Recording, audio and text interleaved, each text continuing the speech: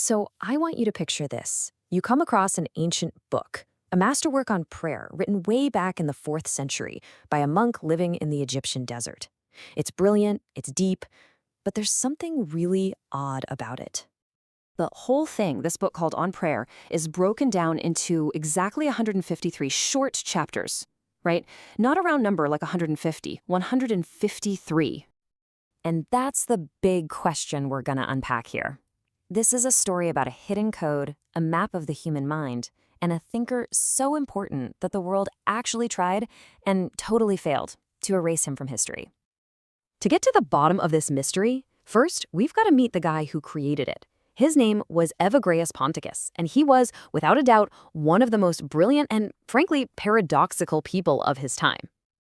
See, Evagrius wasn't your typical monk. This was a highly trained philosopher, a real intellectual, who was totally at home in the corridors of power in Constantinople. And he just walked away from it all for the most extreme solitude you can imagine. What just jumps out at you when you look at his life is how fast he made this incredible pivot. I mean, he's being taught by theological giants. He lands this prestigious job as a deacon in the capital, and then just 2 years later, poof, he's gone.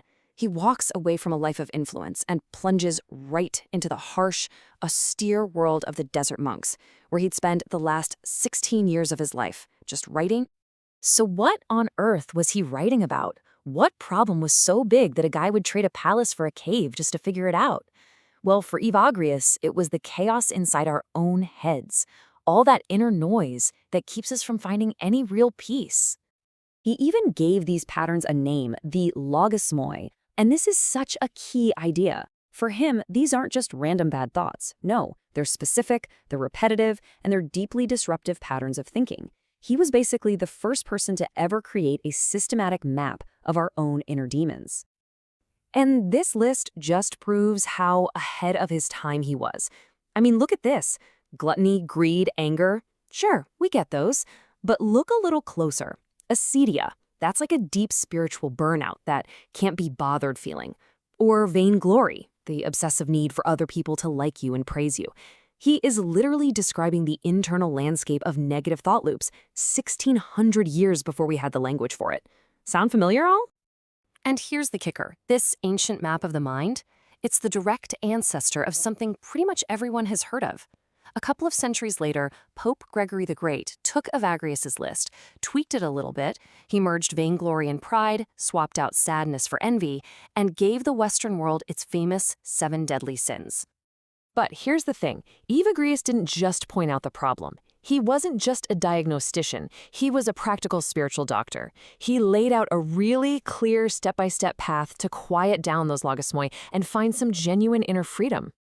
His whole system is a 3-stage journey. First up is pratique, which is just the practical life. This is the day-to-day work, the active fight to build virtues that push back against those 8 thoughts. If you can master that, you reach the 2nd stage, apatheia. Now, this doesn't mean apathy. It means a deep, profound inner peace, a kind of unshakable calm. And it's only from that place of stillness that you can finally reach stage 3, gnosis, or what he called true contemplation.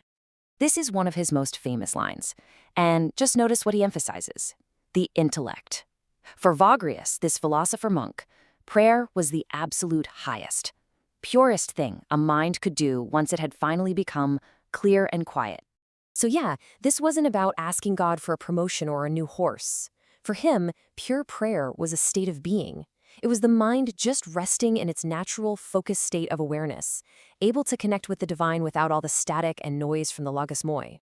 And that, believe it or not, brings us right back to our original puzzle and to the wild, dramatic final chapter of Evagrius' story. We finally have all the pieces we need to crack the code. So why? Why did he build his life's work on prayer into exactly 153 chapters? Was it just some random number he liked? No way. Not even close. You have to remember, for folks in the ancient world, numbers were just swimming in meaning, and 153 was a big one. As a triangular number, it symbolized the Trinity. It also pointed to the 3 essential virtues, faith, hope, and charity. And most importantly, it was a perfect symbol for the 3 stages of the entire spiritual journey he laid out. So there it is. That's the aha moment. The structure of the book isn't just a box to hold the ideas. The structure is the idea.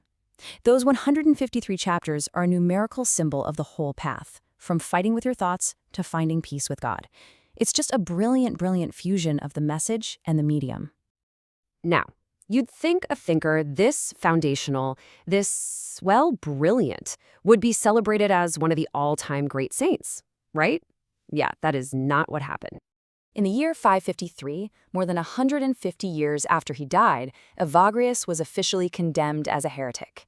Some of his more philosophical, out-there ideas were considered too radical. And yet, and this is the absolute paradox of it all, his practical system for the inner life was so powerful, so useful, that it quietly became the bedrock for pretty much all of Christian spirituality that came after him. His name was literally scrubbed from the records. His controversial books were burned.